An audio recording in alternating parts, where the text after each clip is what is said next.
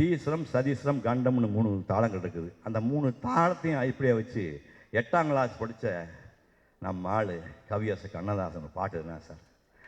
தக தக தக தக தக என ஆடவா, சிவ சக்தி சக்தி சக்தியோடு ஆடவா, ஆலகாலனே ஆலங்காட்டினில் ஆடிடும் நாயகனே, நீலகண்டனே வேத நாயகா நீதியின் காவலனே, தாள வகைகளோடு மேல துந்துவிகள் முழங்கிட ஓர் கணமே, காலை தூக்கியே ஆனந்த தாண்டவம் ஆடுக மன்னவனே, முத்துக்கொடி சக்தி குலமகள் வித்துக்கொரு வெள்ளந்துணையென பக்தி கொடி பலரும் நெஞ்சில் விளையாட, தித்திப்பது இறைவன் பேரன பற்று தரும் பரமன் துணையென சுற்றத்தொரு மனிதர் குலமொரு இசைப்பாட, கற்றுத்தரும் ஒரு வகை அறிவினில் முற்றும் தெரிவது ஓர் மனிதர்கள் வெற்று புகழ் பெறுவார் அவன் உறவாட, திக்கு பல திமி திமி திமி என தக்க துணை தக தக தகவன தட்டக்கடல் அலையில நடமிடு உலகாட, இம்மைக்கும் 7 பிறவிக்கும் வற்றாகி எழிலோடு எமையாளவா, ஈழசை நாடகம் முத்தமிழ் தம்மிலே இயங்கியே நடமாடவா, அம்மைக்கும் நாயகா அப்பனே ஐயனே அரசனே நடமாடவா, ஆடுகிற காலழகில் காடுபொடி யாகவன அம்மையுடன் நீ ஆடவா, சிரிப்புக்குள் நெருப்பொன்று வரச் செய்த நீ, நெருப்புக்குள் நீரொன்று தரச் செய்த நீ, கருப்பைக்குள் இருப்புக்கு முயர்ந்த நீ, கழிப்புக்குள் உலகங்கள் நடமாடவா, உலகத்து நிதியே சமயத்து பொருளே இதயத்து அறிவே இருளுக்குடைய ஆடவா நடமாடவா. 1972 நான் பாடின பாட்டு கண்ணதாசன் பாட்டு. இதுக்கப்புறம் அந்த கிளைமாக்ஸ் இருக்குது. ஜெமியில் ரெக்கார்ட் பண்ணாங்க. வைத்தி 64 வயசு ஆகுது, எனக்கு மூச்சு முட்டுது, இவ்வளோ துரித கதியில் போட்டிருக்கியா, யார் ஆட போகிறாங்க? அம்மா அந்த வித்யா எம்எல்ஏ பொண்ணு தானே? அது தெரியும், 5 வயசுல ஆடி இருக்குது. அந்த சிவன் வேஷம் பாடுற ஆடி சொல்லவே இல்லையே, அது இந்த கோயம்புத்தூர் பையன் போட்டான். அவன் பேர் என்ன? சிவகுமார்ண்ணா. அவனுக்கு டான்ஸ் தெரியுமாண்ணா? தெரிஞ்சுக்குமா? எது தெரிஞ்சுக்குவாண்ணா? இனிமே டான்ஸ் தெரிஞ்சு ஆட போகிறான் ஏபிஎன், சத்தியமாக நான் சாரை கூட நீ பாட்டை எடுக்கவே மாட்டேன், எனக்கு தெரிஞ்சு போச்சு. பின்னார் உன்னை நம்ம அந்த பக்கம் போன ஏபிஎன் தோல் கை போட்டார். உன் நிலைமையை பார்த்தே எப்படி ஆகி போச்சுன்னு. உனக்கு வேஷம் நடராசன் வேஷம், உனக்கு டான்ஸ் பற்றி எதுவுமே தெரியாது. அப்புறமா ஆட போகிறான். மகனே என்ன பண்ணுவே தெரியாது, 15 நாள் டைம் கொடுக்குறேன், நீ ரெடின்னு சொன்னால் ஷூட்டிங் நம்ப மாட்டேங்க. வித்யாவை டெய்லி உட்கார வச்சுட்டு ஒரு பாம்பே டவர் கொண்டு போய் காலை 9 மணி சாயங்காலம் 6 மணிக்கு தவலை புளிவேன். எதில்? வேர்வியில் புளிவேன். 15 நாள் முடிச்சுட்டு ஆடுன இன்னைக்கு ஜெயாடியில் அடிக்கடி போடுறாங்க பாருங்கள். என் வாழ்க்கையே மறக்க முடியாத பாட்டு அந்த பாட்டு, காரைக்கால் அம்மையால் வரக்கூடிய பாட்டு. அதெல்லாம் நான் இந்த ஸ்டுடியோவில் தான் படமாக்கினேன். நான் முதல்ல விஜயா ப்ரொடக்ஷனில் என்ன படம் பார்த்தேன்னு யோசனை பண்ணேன். பாதாள பைரவின்னு ஒரு படம் பார்த்தேன், ஞாபகம் இருக்கும், சின்ன பையனாக இருக்கும்போது. கோயம்புத்தூர் பக்கத்தில் சிங்காநல்லூர்னு ஒரு ஊர் இருக்குது. அது பக்கத்தில் சென்ட்ரல் ஸ்டுடியோன்னு 1936 படம் எடுத்த ஜூப்டர் பிக்சர்ஸ் எல்லாம் இருந்ததாங்க. அந்த சிங்காநல்லூரில் அம்பாள் அரங்குன்னு ஒரு தியேட்டரில் 25 பைசா கொடுத்து முதல் பாதாள பைரவி படம் பார்த்தேன். என்டி ராமாராவ், மாலதி, ரங்கராவ் மந்திரவாதியாக இருப்பார். அமைதி இல்லாதன் மனமே என் மனமே, அனுதினம் மாயா ஜாலத்தை போலே, மனதே பிரேமை மந்திரத்தாலே, அமைதி இல்லாதன் மனமே. இன்னும் காதுக்குள்ளே கேட்குது. 7-8 வயசில் பாட்டு. கதாநாயகன் ஒரு சிக்கலை மாட்டிட்டான உடனே பழையபடி கண்டசால அவர் பாடுவார். பிரேம பாசத்தால் வலைதனில் வீழ்ந்தான், அறியாதவன் அன்றோ பாவம் அறியாதவன் அன்றோ இன்னொரு பாட்டு வரும். ராமாராவ் ரொம்ப அழகாக இருப்பார். ராஜா வேஷத்துக்கு இளவரசன் வேஷத்துக்கு ரொம்ப லட்சணமாக இருப்பார். பிரமாதமாக சண்டை போடுவார். அதுக்கப்புறம் நான் பார்த்த படம் மிஸ்ஸியம்மா. அது என்ன சார் படம்? இந்த நாகரெட்டியாரோடைய அந்த பரம்பரையை டீசன்சிக்கு பேர் போன ஒரு நிறுவனம். அது அவ்வளவு டீசெண்டாக ஒரு ஆபாசமாக ஒரு வார்த்தை இல்லாமல் அப்படி ஒரு படம் பார்க்கவே முடியாது. அதாவது அந்த காலத்தில் ராஜா ராணி கதையும் புராண படங்கள் வந்தபோது பேரழகன் ஜெமினி கணேசன், அழகன் அல்ல பேரழகன் ஜெமினி கணேசனுக்கு வெள்ளைக்கோட்டு வெள்ளைச்சட்டை போட்டு கருப்பு டை போட்டு இந்த பக்கத்தில் ஜமுனா அந்த பக்கத்தில் சாவித்திரி எடுத்துருக்க மாதிரி ஃபோட்டோ எல்லாம் என் வயசு ஆளு நிறையா இருக்கீங்க. இந்த போஸ்டரை பார்த்தா ஜெமினி முட்டைக்கணை திறந்துட்டு இருப்பார், 2 பேர் எடுத்துகிட்டு இருப்பாங்க. அதான் போஸ்டர். அந்த போஸ்டர் வழியாக மியூசியமாக படம் ரிலீஸ் ஆச்சு. அது பிரமாமான பாட்டு ஒன்று இருக்கும். பிருந்தாவனமும் நந்தகுமாரனும் யாவருக்கும் பொது செல்வம் அன்றோ, ஏனோ ராதா இந்த பொறாமை யார்தான் அழகால் மயங்காதவரோன்னு கிருஷ்ணனுக்கு எழுதின பாட்டு. ஆனால் ஜெமினிக்கு ஷூட் ஆயிடுச்சு. நல்லா சரிங்கப்பா, அவர் லவ் பண்ணாத பொண்ணே கிடையாது, தப்பாக நினச்சிக்காதீங்க, அவரை லவ் பண்ணாத பொண்ணே கிடையாது. அது ஒரு காலகட்டம். அந்த பாட்டுக்கு அப்புறம் சாவித்திரி அம்மா வந்து அதில் ஒரு கிறிஸ்துவ பொண்ணு நடிப்பாங்க. என்னை ஆளும் மேரி மாதா துணை நீதே மேரி மாதான்னு தமிழ்நாட்டில் முதல் உரைத்த ஒரு கிறிஸ்துவ பாடல் அந்த பாட்டு தான். ஒரு கவனம் போட்டுட்டு ஒரு பளிங்கு மாதிரி முகத்தில் முட்டைக்கண்ணோட அதாவது சாவித்திரியை வந்து அதை வணங்கக்கூடிய அழகு, ஆபாசமான அழகில் வணங்கக்கூடிய அழகில் நடித்த ஒரு மகத்தான பெண்மணி சாவித்திரியை நடிப்பாங்க. இன்னொரு பெண் வர முடியாது நடிகை, அவங்க தான் அது முடிஞ்சு போச்சு. அதுக்கப்புறம் கதை என்னென்னா, ரங்கராவ் வீட்டில் வந்து கணவன் மனைவி வேலைக்கு வேணும்னு அவங்க ஒரு விண்ணப்பம் பண்ணியிருப்பார். 2 பேர் வருவாங்க. ஜெமினி கல்யாணமாக சாவித்திரி கல்யாணமாக 2 பேர் கல்யாணமாக தான் பொய் சொல்லிட்டு இங்கே வந்து சேர்ந்துருவாங்க. இங்கே சேர்ந்ததுக்கப்புறம் தான் அந்த பொய் சொன்னால் ஏற்பட குழப்பங்கள் தான் அந்த படம். எங்கேயுமே ஆபாசமே இருக்காது. அதில் வந்து பழக தெரிய வேண்டும் பெண்ணே பார்த்து நடக்க வேண்டும் ஒரு பாட்டு ஒன்று வரும். வாராய வெண்ணிலாவேன்னு ஒரு பாட்டு வரும். அதாவது கண்டசாலாவும் லீலாவும் கொடிகட்டி பிறந்த ஒரு காலகட்டம். அதுக்கப்புறம் மாயா பஜார்னு ஒரு படம் நான் சென்னைக்கு புறப்படுறதுக்கு முன்னாடி எங்கள் ஊரில் கோவை ராயல் தியேட்டரில் அந்த படம் பார்த்தேன். நாங்கள்லாம் கிராமத்து பசங்க. நாகரியார் அவர்கள் தன்னுடைய புத்தகத்தில் சொல்லியிருக்கிறாரு, சிறு வயசில் நான் அம்மாவடி தாத்தா வீட்டில் இருப்பேன். தாத்தா வந்து காலை 4:30 மணிக்கெல்லாம் எழுப்பி விட்டு மாட்டு தொழுவத்தில் மாட்டை கொண்டு போய் வெளியே கட்டிட்டு சாணமெல்லாம் எடுக்க சொல்லுவார்னாரு. அதெல்லாம் நான் செஞ்சவன். அப்படி கிராமத்துலேருந்து புறப்பட்டு நாங்கள் ராயல் தியேட்டருக்கு போனோம்னா, கிராமப்புறங்கள் ஒரு வசதி என்னென்னா, எந்த மாட்டு வண்டியில் வந்தாலும் சரி, சைக்கிளில் வந்தாலும் மெயின் கேட்டை திறந்து தியேட்டர் உள்ளே விட்டுருவாங்க. அதாவது வெளியூர்லேருந்து சைக்கிளில் வரவங்களுக்கு மாட்டு வண்டியில் போய் கேரண்டியாக டிக்கெட் உண்டு. மற்றவங்களுக்கெல்லாம் வெளியே டிக்கெட்டு வாங்குவாங்க, இல்லைன்னா கவுண்டர் மோஸ் படி வீட்டு போக சொல்லிடுவாங்க. எங்களுக்கு மட்டும் கன்ஃபார்மாக உண்டு. அப்படி போய் நான் பார்த்த படம் மாயாபஜார். மாயாபஜார்னா ரங்கராவ் தானே. கடவுள் கட்சி இனிமேல் வர முடியுமா? உலகத்திலேயே ஒரே கடவுள் கட்சி ரங்கராவ் தான். இனிமேல் வந்து அடிக்கவே முடியாது, யாரும் தான் பண்ண முடியாது. கல்யாண சமையல் சாதம் காய்கறிகளும் பிரமாதம், அந்த கௌரவ பிரசாதம் இது போல். இந்த பாட்டு எந்த கல்யாணம் ஒன்று கேட்கல. நாங்கள்லாம் குழந்தைகள் எல்லா ஊர்லேயும் கல்யாண வீட்டில் கட்டி அந்த பாட்டு போடுவோம். அப்புறம் வந்து அபிமன்யும் வச்சலாம் 2 கேரக்டர் ஜெமினியும் சாவித்திரியும் பண்ணுவாங்க. அவங்க அப்படி அந்த லவ் டெவலப் பண்ண எப்பவுமே லவ் பண்ணி கல்யாணம் பண்ணால் கிக்கு இருக்காது. இந்த கல்யாணத்துக்கு முன்னாடி ஒரு கிக்கு இருக்குமில்ல, அந்த காலகட்டத்தில் நாங்கள் ஜெமினியை சாவித்திரியை பார்த்து அப்படி ரசிப்போம். அது வந்து நீதானா என்னை நினைத்தது, நீதானா என்னை அழைத்ததும்பாங்க. நீதானே என்னை நினைத்தது, நீதானே அழைத்ததுன்னு இவங்க திரும்பி பாடுவாங்க. அப்படி ஒரு பாட்டு வரும். மார்க்கஸ் பாட்லேன்னு ஒரு மனுஷன், இந்தியாவுக்கு பெருமை சேர்த்த ஒரு கேமராமேன். அவர் வந்து அந்த ஆஹா இன்பன் எல்லாவிலே ஓஹோ ஜெகமே ஆடிடுன்னு ஒரு பாட்டு ஒன்று வரும். அது அவுட்டோரில் ஷூட் பண்ணியிருப்பாங்க. அதுக்கு க்ளோஸ்அப்பு வந்து இண்டோரில் வந்து செட்டுக்குள்ளே ஒரு தென்னை மரத்தை நிறுத்தி அந்த பொம்மை தென்னை மரத்துக்கு நிலா ஒடிச்ச லைட்டிங் பண்ணியிருப்பார். ராத்திரி நீ உட்காந்து நிலாவை பார்த்து எப்படியும் அந்த மாதிரி லைட்டிங் இருக்கேன். அப்படி ஒரு மேதை. அந்த மேதையுடைய லைட்டிங்கில் நான் இந்த சாதாரண நடிகர் நானும் நடிக்கிற ஒரு வாய்ப்பு எனக்கு பின்னாடி கிடச்சிது. அப்படி அந்த படங்களில் பண்ணோம். அதுக்கப்புறமா வந்து நான் சென்னை வந்து நடிகன் ஆவதற்கு முன்பு வந்த படம் இந்த நான் நாணயத்தால் பாட்டு வரக்கூடிய அந்த படம் எம்கே வீட்டு பிள்ளை. அது என்ன படம் சார்? அதாவது எம்ஜிஆர் அவர்கள் வாழ்க்கையில் மறக்க முடியாத நிறுவனம் நாகரியார் நிறுவனம். ஞாபகம் வச்சுக்கணும். அவர் வந்து வாலி எழுத அந்த பாட்டு மூலமாக தான் நான் ஆணையிட்டால் அது நடந்து விட்டால் இங்கு ஏழைகள் வேதனை படமாட்டார்னு அவர் சொல்லி அப்படி ஆணையிட்டு முதலமைச்சராக காரணமான படம் அந்த எங்கள் வீட்டு பிள்ளை. அவர் ஏஜ் எல்லாம் தாண்டி அவரை வந்து சின்ன பையனாக வந்து டூயட்டு பாடி கலக்கின படம் அந்த படம். ரெட்டியார் அவர்களும் எம்ஜிஆரும் நேராக உமா தியேட்டருக்கு போகிறாங்க. கெல்லிஸ் உமா தியேட்டரில் இப்போ இல்லை. அந்த உமா தியேட்டருக்கு போய் படம் பார்க்கணும். எந்த நடிகன் தான் ஆசை இருக்காது. மக்களோட நாடகான ஸ்ட்ரைட்டாக பார்க்கலாம், நடிகனுக்கு திருத்தனமாக தான் ஒழிஞ்சு பார்க்கணும். இவர் போய் பின்னாடி நாகரியார் இவர் உட்காந்து அந்த படத்தை பார்க்குறாங்க. எங்கள் வீட்டு பிள்ளை கொண்டாடிட்டானுங்க. பார்த்துட்டு வெளியே வராரு. மொத்த தியேட்டரும் கார் முன்னாடி நிற்குது. எப்படி போவார்? சும்மா இருப்பார் அவர். அப்போ பயங்கரமாக வீரனாச்சேன். அப்படியே தாவி பாஞ்சு கார் கிட்ட போயிட்டார். திரும்பி பார்த்தா ரெட்டியாரை காணோம். ஐயோ முதலாளி விட்டு போனால் தப்பாக போகும்போது பழையபடி டைவ் அடிச்சு இந்த பக்கம் வந்து அவர் விஜயா பற்றி பாருங்க, இந்த ஆஞ்சநேயர் சஞ்சீவனை தூக்கிட்டு போனால் பொம்மை போட்டுருப்பானுங்க. அந்த அம்மா இவர் தூக்கி தோளில் வச்சுட்டு போய் நாகரிட்டியாரை வண்டியில் ஏற்றி விட்டாங்க. அதுக்கப்புறம் அதே மாதிரி நம் நாடு படம் எடுக்கிறதுக்கு முன்னாடி இவர் ரெட்டியார் விட்டா இந்த மாதிரி நான் அரசியல் போகலாமான்னு யோசனை பண்ணிட்டு இருக்கிறேன். அது அந்த அந்த தத்துவங்களை வச்சு நம்ம ஒரு படம் எடுப்போம். அது ஒர்க் அவுட் ஆச்சுன்னா நான் அரசியல் போகிறேன் எல்லாம் விட்டுலான்னு சொல்லி நம் நாடு கதையை இவர் அரசியல் போகலாமா வேண்டாமான்னு வெள்ளோட்டமாக எடுப்பட்ட கதை.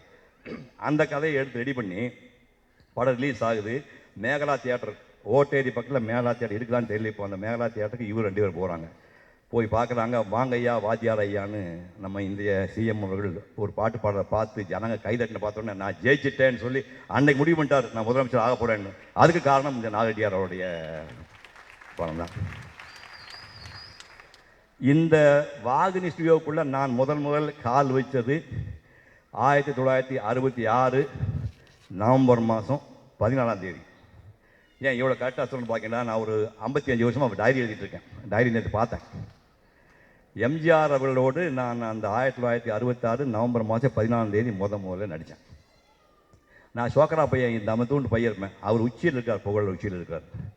நான் செட்டுக்குள்ளே போனால் ஒரு இருட்டில் ஒரு மூலையில் ஒரு பையன் நின்றுருக்கிறேன். நான் போய் எழுந்து வணக்கம் சொன்னோன்னே படார்னு பாஞ்சு வந்து என் கையை பிடிச்சி வணக்கம் பண்ணிட்டு ஏய் அப்படின்னாரு.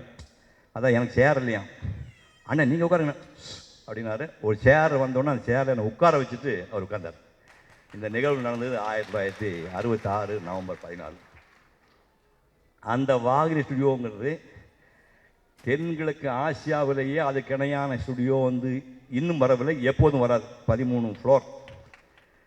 தமிழ், தெலுங்கு, கன்னடம், இந்தி, மலையாளம், அந்த திலீப்குமாராக இருக்கட்டும், ராஜ்கபூர், தேவானந்தா இருக்கட்டும், நர்கிஸாக இருக்கட்டும், மீனவ மாதிரியாக இருக்கட்டும், மாலா சின்ஹா இருக்கட்டும், அந்த ஸ்டுடியோக்குள்ளே கால் விடாது இந்திய நடிகர் கிடையாது.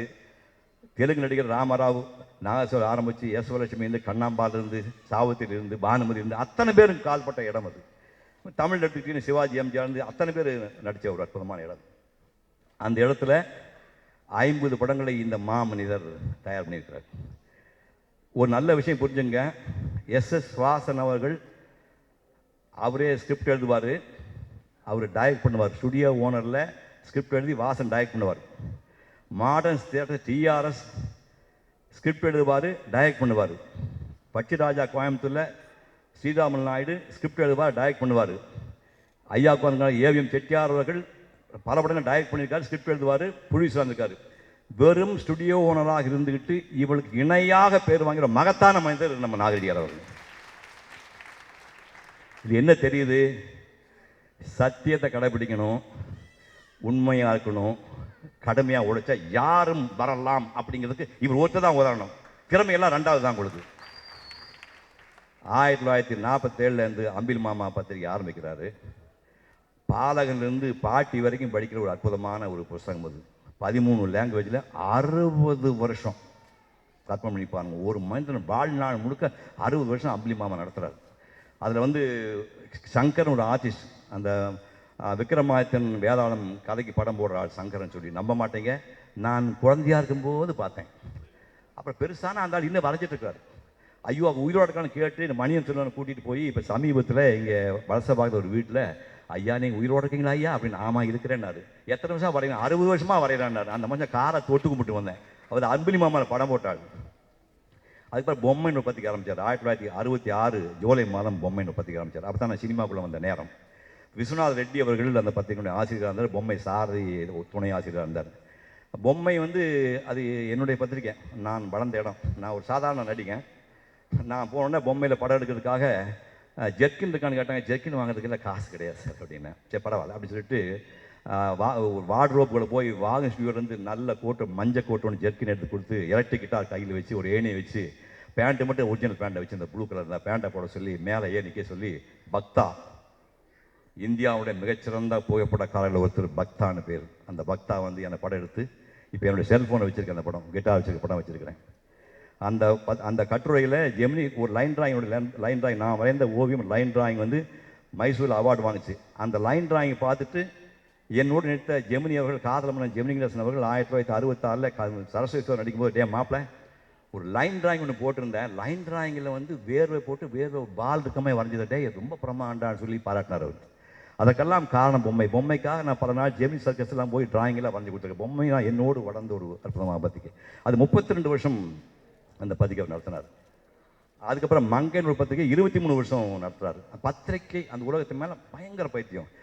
எழுத்தானாலும் சரி, படங்களில் ஒரு காட்சி ஆனாலும் சரி, ஒரு வரி ஆபாசமான வரி வந்தால் அவர் தாங்கவே மாட்டார், துடிச்சு போயிடுவார். பத்திரிகை ஒரு வரி வரக்கூடாது, ஒரு ஸ்டில் ஆபாசமாக ஸ்டில் வரக்கூடாது, படங்களில் ஒரு காட்சி வரக்கூடாதுன்னு நினச்சி அப்படி படம் எடுத்த மனிதர். காரணம் என்ன? ஒரு கிராமத்தில், ஒரு சுமாரான வசதியுள்ள கிராமத்தில் பிறந்து ராமாயணம், மகாபாரதம், பாகவதம் எல்லாம் அவர் குழந்தையாக இருக்கும்போது கேட்டு கேட்டு பாட்டே பைகாட்டாயிடுச்சு அவருக்கு.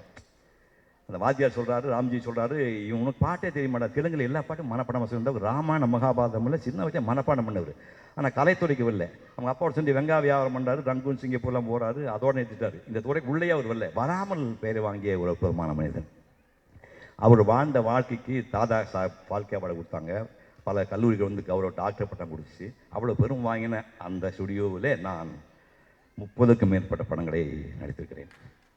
அதில் ரொம்ப முக்கியமான விஷயம் என்னென்னா, சின்னப்பதே அவர்கள் எடுத்த 8 படங்களில் நான் வந்து பூஜை. நாகரெட்டியார் அவர்கள், நல்ல ஞாபகம், நாகரெட்டியார் அவர்கள் சின்னப்பதே அவர்கள் கடவுள்.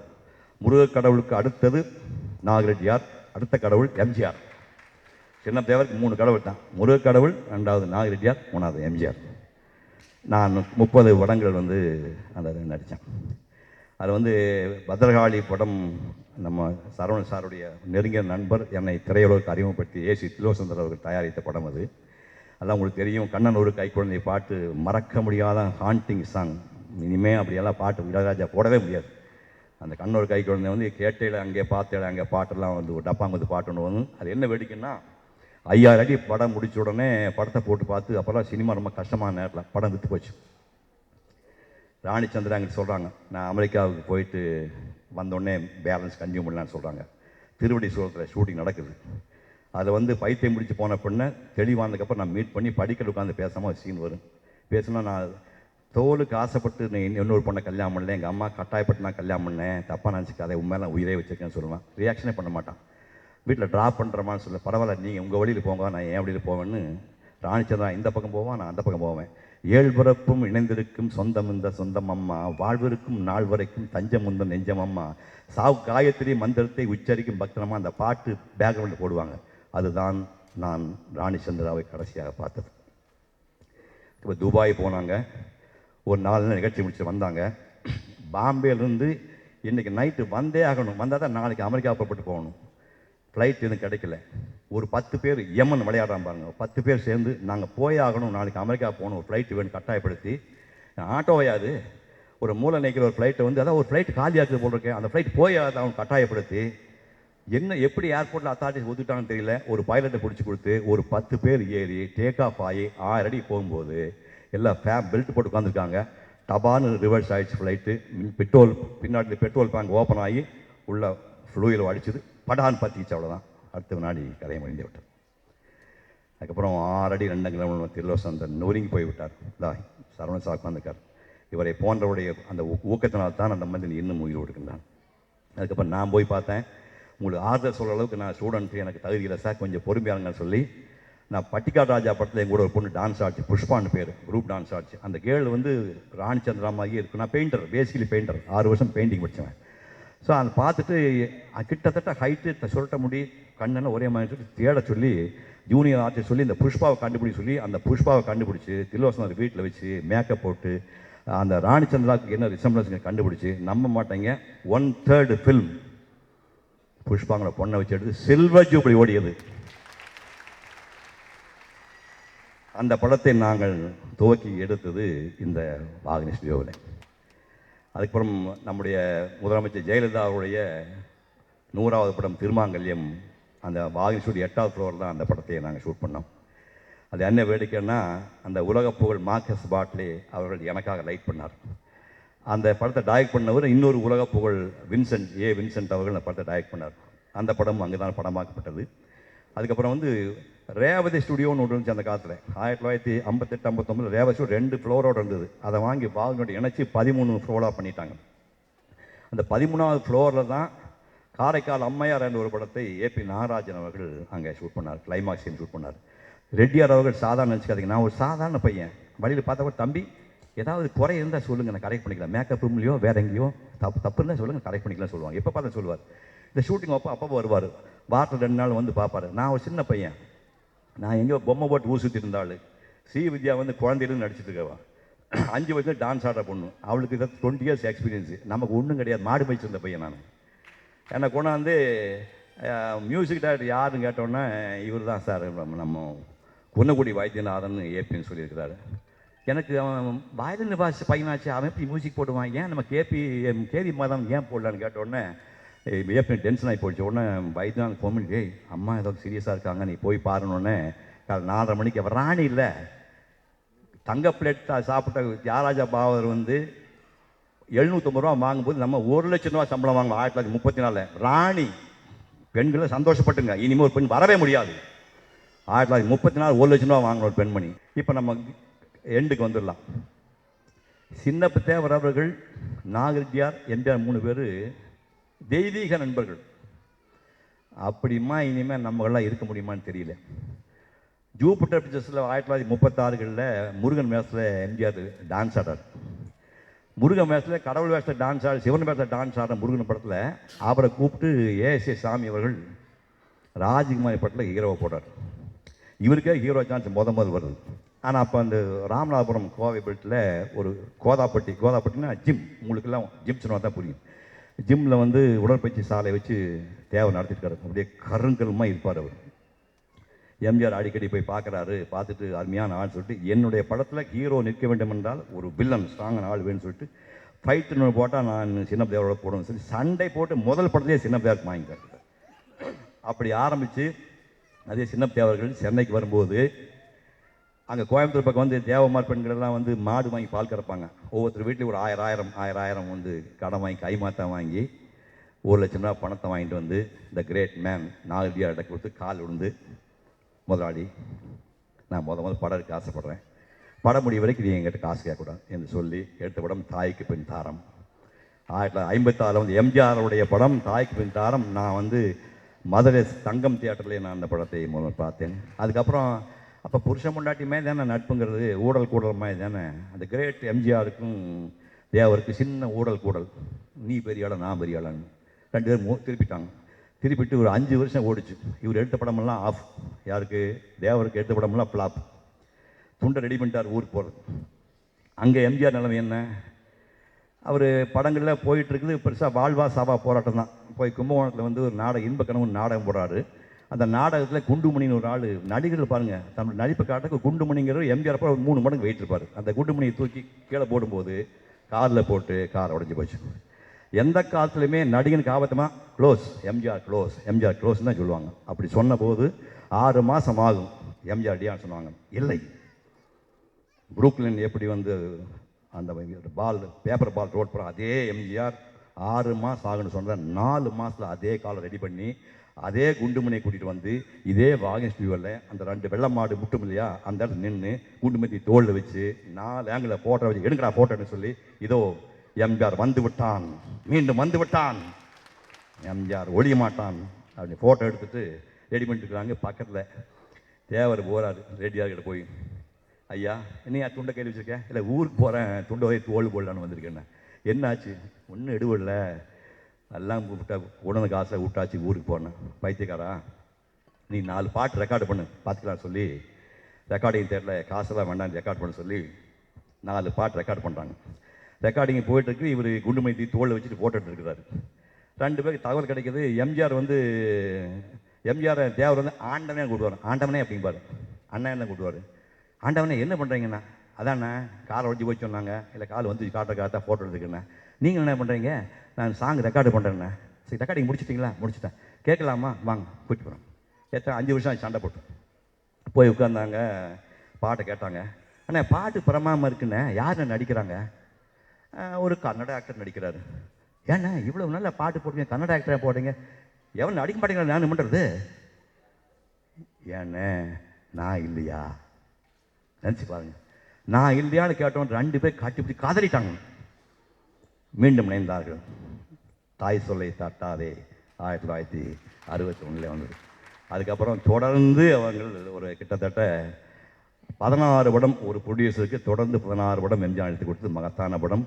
அந்த தெய்வீக மனிதர்கள், அதில் ஒருத்தர் மும்மூர்த்தியில் ஒருத்தர் நாகரெட்டியார், அவர் பெயரால் இந்த விருது கொடுத்துருக்காங்க. இந்த விருது காலகாலத்துக்கும் வெங்கட்ராம ரெட்டி, அதுக்கப்புறம் அவர் பிள்ளைங்க காலம் பேர பிள்ளைங்க காலம் தொடர வேண்டும் என்று வாழ்த்தி விடைபெறுகின்றேன். நன்றி, வணக்கம்.